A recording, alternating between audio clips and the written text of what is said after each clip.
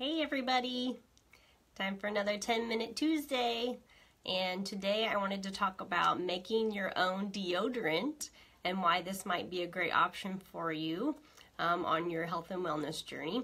And I make my own because it's really easy to make. It saves me money. It can also be another great way of cutting out another product that you might not necessarily need.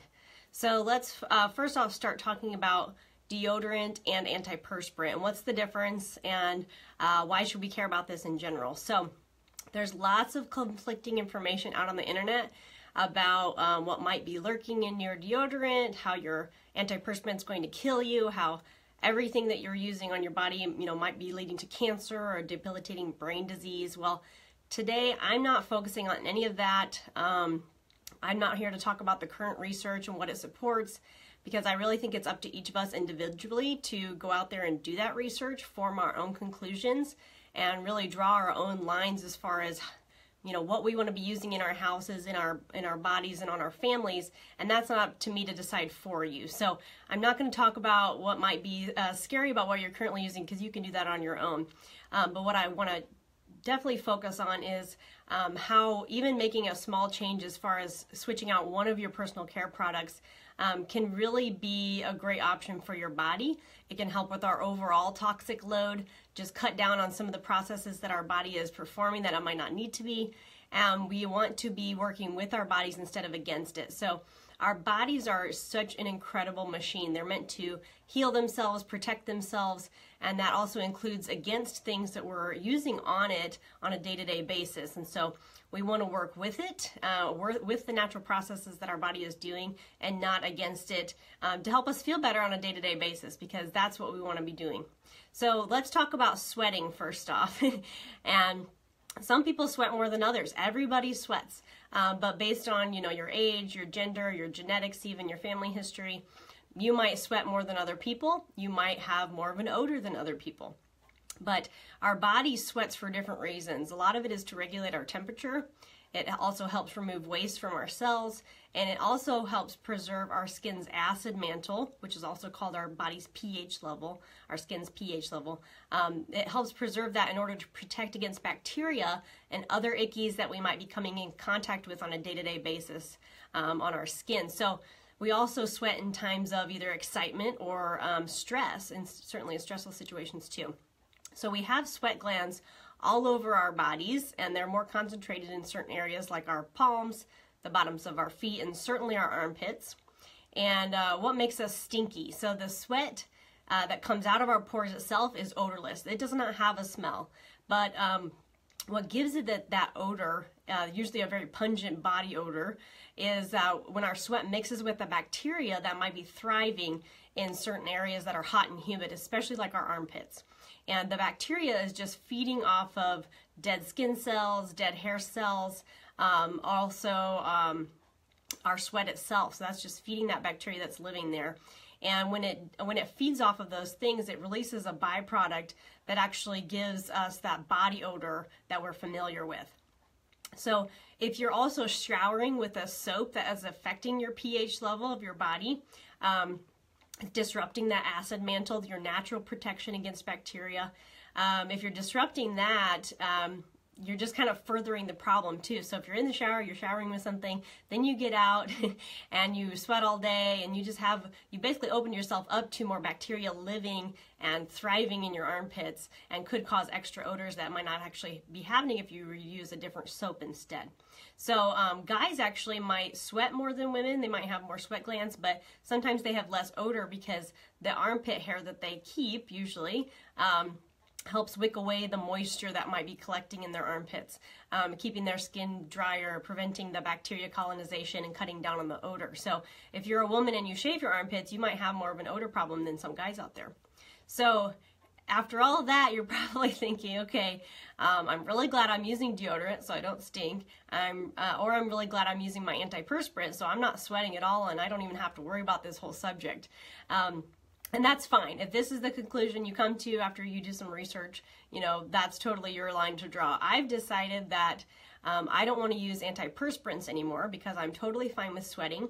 I'd like to let my body do that natural process that it's supposed to be doing, but I don't want to smell bad either. So what I've done instead is I created my own deodorant recipe. And there's so many things out there nowadays that we can find on the internet or Pinterest or just Googling different blogs who share lots of DIY body products. Now, I don't make all of my own body products. I do quite a few, but just the ones that I think are worth my time, worth my money, and actually kind of just don't get in the way of living my natural life. So deodorant for me is such a time save, it's such a money save, and it's using things that I already have on hand anyway, so that's why I really love it. But what I would suggest is if you're interested in finding out what's in your current deodorant or antiperspirant, use the Think Dirty app that I recommended a few weeks ago. Use that for your body care stuff. So go on your Think Dirty app on your phone, scan your deodorant, see what the results are, what kind of score it gets. Read through the research that they've compiled there for you and decide for yourself if maybe that's something that you don't want in your cabinet anymore, maybe you don't want to be using anymore, and switch to something more natural. On the Think Dirty app, they'll make even suggestions as far as options for you, but there's so many more things out there nowadays that people offer through, for sale on the internet that you can buy that are more natural. They use minimal ingredients, they use better ingredients. A lot of them are more like vegan friendly, preservative free, things like that, using more natural products that can be helpful for your body. So, go on there, rate your own deodorant, rate your own antiperspirant, and decide if that's something you still want to continue using. If not, switch to something new. It's so easy. You can just replace one thing for something else. Now, if you're a little more DIY like me, you might just want to try out a recipe and make it yourself at home. It's so fast and easy. And I've been making my own and wearing my own for a few years now. And I experimented with different recipes until I found out one that worked well for my body, because all of our bodies are different.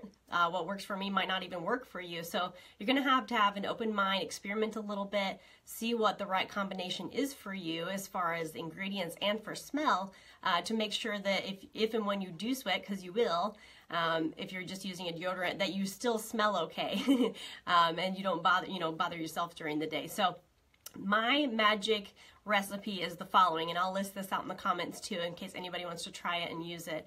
But I use arrowroot powder. So this is something you can buy. Most of these things you can buy in the baking aisle at the grocery store. So this is arrowroot flour, arrowroot powder, whatever you want to call it.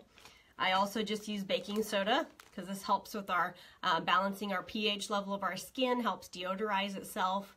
And then I use coconut oil, just the hard stuff. I didn't bring up my container, but coconut oil. And then I add in my essential oils of choice. So I usually use a blend that's called Grounding. It's from Young Living. It's one of my favorites, and it's a great deodorant smell for me. This last round, I ran out of my grounding, so I've mixed up one that has Idaho Blue Spruce, which is a woodsy oil, and also ylang ylang, which is a flower. And this scent is really great for me too. Kind of had to experiment as far as, what works better for me, like citrus oils or the herby oils or the earthy oils. I like a lot of the tree oils. I kind of gravitate towards those for wearing as perfume or for my deodorant because they mix with my natural smell pretty well, and they don't offend me if I smell it later. So based on your body chemistry, you'll have to kind of pick and choose what's going to be right for you. Take a little bit of time to experiment and see what the right combo is when you sweat during the day, and see if your deodorant smells as great as you want it to smell. So what you do is you mix those up. It turns into a little paste, and I just store it in a little jar in my bathroom cabinet. And after my shower in the mornings, I put about a couple pea-sized amounts, or maybe like a dime-sized amount on my fingertips. I mix it together and I just spread it on. And it's really that simple, guys. I don't make a stick. I make more of a creamy paste one. So I'm fresh out of the shower. I'm clean anyway. And it's really not as weird as it might sound once you start doing it. You just spread it on right after I do my lotion and my other body stuff in the morning. So that's my recipe. I do 1/8 cup of each of those. So 1/8 cup of arrowroot powder, 1/8 cup of the baking soda, 1/8 cup of the coconut oil, maybe a little more depending on how the consistency turns out. And then I add in 15 to 20 drops of essential oils of my choice. And it's super easy, super fast. A lot of times I'll be like, uh-oh, I'm out of deodorant. Well, easy enough. I have everything on hand and I can just whip it up again right before work if I need it. So that's my recipe. If you're interested in trying it, I would love to hear how it turns out for you, what oil choices you use. and see what your review is on a DIY deodorant. So that's all for tonight, guys. See you again next week for another 10 Minute Tuesday. Bye!